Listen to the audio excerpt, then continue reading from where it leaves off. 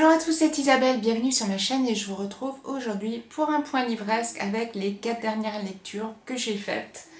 Je vais commencer tout de suite par le premier livre qui est le livre de Valentin Musso, La femme à droite sur la photo. C'est paru aux éditions Seuil et j'avais adoré de Valentin Musso, j'avais adoré Une vraie famille. J'avais un peu moins aimé et je l'avais lu en premier Sans faille. Bon, je ne veux pas dire que c'était non plus... que ça m'avait pas plu du tout, mais j'avais un peu moins aimé. Et celui-ci, j'avais envie de le découvrir. J'avais un peu regardé la 4e de couverture. L'histoire, c'est... On commence en 1959 avec une actrice, Elisabeth Badina. Cette actrice qui est actuellement, enfin qui à cette époque-là est en train de tourner le film qui pourrait faire d'elle une actrice hautement reconnue donc à Hollywood, disparaît du jour au lendemain. On ne sait pas ce qui lui est arrivé et cette affaire va être classée sans suite et on ne saura pas vraiment ce qui est arrivé à Elisabeth Badina. L'histoire se passe donc à la fois à Los Angeles en 1959. Une actrice, Elisabeth Badina, est sur le chemin de la gloire. Elle est en train de tourner le film qui pourrait faire d'elle une grande star d'Hollywood. Sauf que Elisabeth Badina va disparaître du jour au lendemain et on ne va jamais savoir ce qu'elle est devenue. L'affaire sera classée et parallèlement à ça, on retrouve en 1999 David Badina, qui est donc son fils, qui va recevoir un coup de fil. David Badina, il est un peu une sorte de scénariste, un peu en perte de vitesse, et un certain Wallace Harris va l'appeler car il souhaite travailler avec lui sur le projet d'un film. Ce Wallace Harris n'est autre que la personne qui travaillait avec sa mère sur le film au moment où elle a disparu. Et David Badina va y voir un peu une sorte d'appel pour relancer l'enquête sur la mort de sa mère. Et on va donc comme ça aussi entre 1959, l'histoire, ce qui s'est passé pour Elisabeth et comment elle en est arrivée, comment elle a disparu, est-ce qu'elle est morte, est-ce qu'elle n'est pas morte. Et parallèlement à ça, on va voir l'enquête, les recherches de David pour essayer de savoir ce qui s'est passé pour sa mère, qu'est-ce qui lui est arrivé. Ce livre, j'ai tellement aimé ce bouquin, franchement. Alors je sais que j'ai lu qu'il y en avait qui avaient trouvé ça lent, moi pas du tout. J'ai apprécié chaque chapitre, j'ai trouvé que c'était vraiment écrit très simplement, mais c'est pas du tout une critique quand je dis simplement, c'est que ça coule tellement de sources, c'est tellement agréable à lire qu'on est porté en fait par les mots de l'auteur et on se laisse comme ça prendre dans l'histoire. On est avec David, on souhaite savoir ce qui est arrivé à Elisabeth et on est pris comme ça dans cette enquête. On a vraiment l'impression de faire l'enquête avec lui et en fond, on voit ce qui s'est vraiment passé dans ces années, fin des années 50, un peu aussi le côté historique des États-Unis, ce côté du cinéma, l'histoire du cinéma. J'ai vraiment, mais vraiment eu un gros coup de cœur pour ce livre de Valentin Musso. Définitivement, je préfère de loin Valentin Musso à son frère. Parce que moi, voilà, le dernier livre de Guillaume Musso, qui était son dernier, c'était Un appartement à Paris, qui était vendu comme un thriller et tout. Franchement, j'avais pas trop compris pourquoi ça l'était. Celui-ci, oui, ça c'est un thriller, c'est un super bouquin. Si vous ne l'avez pas lu, n'hésitez pas à le faire. J'ai ensuite lu, et alors là, mais la déception, mais une déception, mais pas possible, parce que j'en attendais peut-être trop, Je te vois de Claire McIntosh qui est paru chez Marabout Thriller. J'avais adoré son premier roman, Te laisser partir, ça avait vraiment été un gros coup de cœur pour moi et j'en attendais beaucoup de celui-ci. Et la couverture m'intéressait. Je te vois, tu fais la même chose tous les jours, quelqu'un d'autre le sait et On se dit, ça y est, il y aura quelque chose de malsain, une histoire de voyeurisme. Je me voyais un peu aussi dans Juste une ombre de Karine Giebel, qui était un petit peu pareil, où un tueur ou vraiment quelqu'un de malsain observait comme ça la vie d'une femme. Et voilà, je ne suis pas allée au bout. Je ne pouvais plus. Je n'arrivais pas à m'accrocher à un personnage.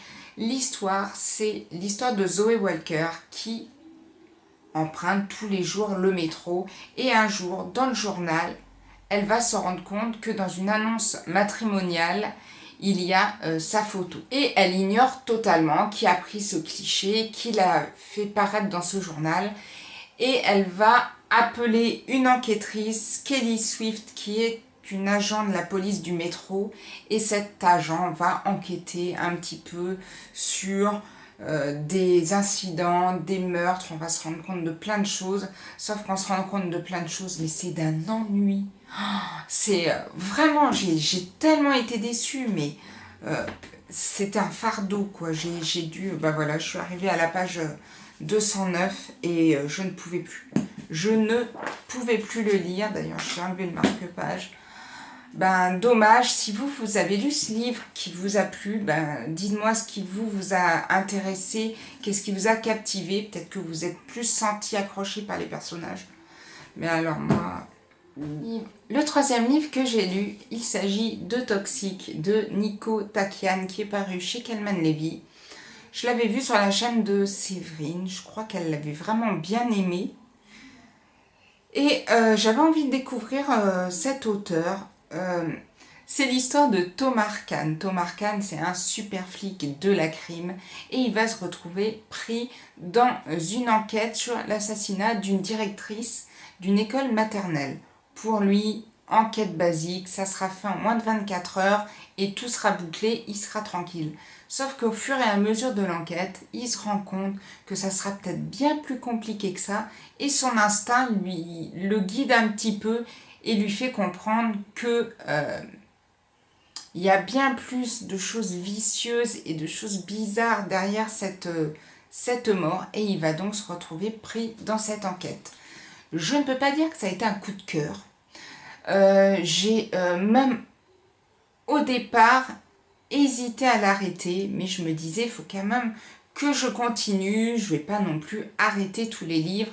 C'est vrai que j'avais tellement pas aimé Je te vois que tomber sur celui-ci après, ça a été assez rude parce que le début du livre, on se retrouve pris dans des tonnes de personnages, plein de choses qui arrivent et on ne comprend pas vraiment où on veut nous mener, sauf que arrivé au on va dire troisième tiers du livre, génial. Alors il y a un truc qui m'a pris et je me suis retrouvée comme ça lancée dans cette histoire, si bien que je ne pouvais plus lâcher le livre.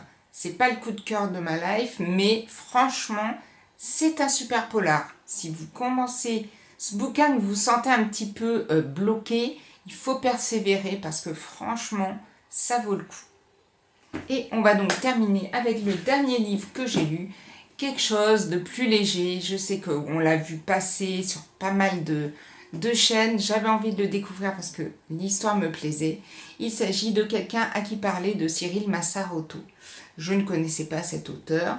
J'aimais bien la couverture, ça fait très années 70, années 80. Et j'avais vraiment envie de découvrir ce bouquin parce que c'est l'histoire de Samuel. Il a 35 ans, il a une vie un peu plan-plan, on va pas dire une vie ratée, mais il vit seul, célibataire. Son boulot, ben voilà, ça l'emballe pas plus que ça. Et le jour de son anniversaire, les deux seules personnes qui venaient fêter son anniversaire avec lui, que sont ses deux voisins, je ne sais plus si c'est du dessus ou d'en dessous, mais Marceline et Marcel, qui sont donc ses vieux voisins, vont devoir annuler et il va donc se retrouver tout seul devant son gâteau d'anniversaire. Et là, il va se rappeler de son numéro de téléphone d'enfance et il va le faire et il va se retrouver face à lui à 10 ans et une conversation comme ça va se lier entre le Samuel actuel et le Samuel à 10 ans, donc 25 ans, 25 ans avant. Mais cette histoire, mais franchement, déjà je trouvais que le résumé était canon, mais j'ai bu chaque mot tellement c'était bien écrit, c'était beau, c'était agréable. Je me voyais moi déjà m'appeler comme ça. Mais c'est fou ce qu'on pourrait changer si on pouvait appeler l'enfant qu'on était pour lui dire bah voilà, fais ci, tu te rappelles quand on était petit, quand tu étais plus jeune, toi tu voulais faire ça, pourquoi tu t'es laissé porter par autre chose. Un très très beau livre. Vraiment, si cet été vous deviez en lire un, celui-ci, mais sur la plage en plus, c'est un bonheur. Bon, alors, je ne sais pas si vous serez aussi sensible que moi, mais bah voilà, arrivé à la fin, j'ai fondu en larmes, mais voilà, ma sensibilité a pris le dessus et ça m'a fait un bien fou. Et j'ai vraiment, mais tellement aimé ce livre. Je pense qu'il y en a plusieurs là derrière vous qui me regardez à avoir lu ce livre. Mais si vous ne l'avez pas lu, c'est le livre que vous devez acheter. Ça vous met mais la pêche et ça vous met un petit coup au derrière pour essayer de se bouger un peu et pour se dire que non, quand on était petit, c'était pas ça qu'on voulait faire et que c'est pas parce qu'on a 35 ou 40 ans qu'on doit se laisser porter et qu'on doit se laisser aller sans réagir. Voilà, on en a donc fini avec les 4 livres, des superbes lectures comme ces deux-ci, une belle découverte avec Nico Takyan et alors, voilà. Ma déception, du coup, bon, je ne sais pas quand elle sortira le prochain roman, mais comme elle vient de sortir celui-ci, je pense qu'il va passer bien un an et demi avant le prochain. Mais voilà, je pense que je laisserai un petit peu passer avant de me lancer dans un prochain livre de Claire McIntosh. Si vous avez lu certains de ces livres, n'hésitez pas à me laisser votre avis dans la barre de commentaires, que vous les ayez aimés ou pas. Et moi, je vous dis à bientôt pour une prochaine vidéo. Prenez soin de vous. Ciao, ciao!